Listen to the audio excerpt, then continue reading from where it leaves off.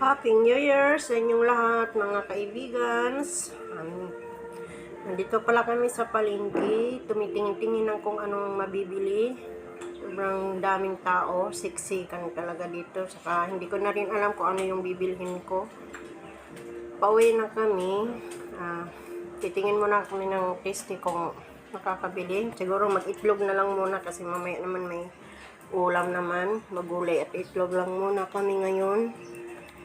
Bibili muna ako ng itlog dito sa tabi ng bakery.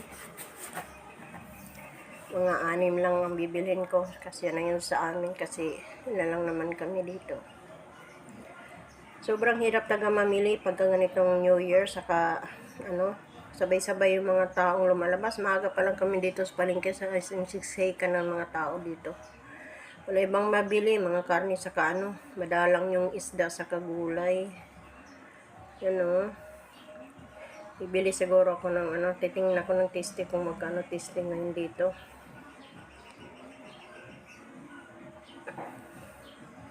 Dati 50 lang yan, ngayon nagtaas na sila, 60 na. Yung lechong bread is 100. Tasty na lang pang almusal. Bahala na kung ano yung mapagsalusaluhan. Mahal din yung nila, egg pie. Wala mang mura pagka New Year.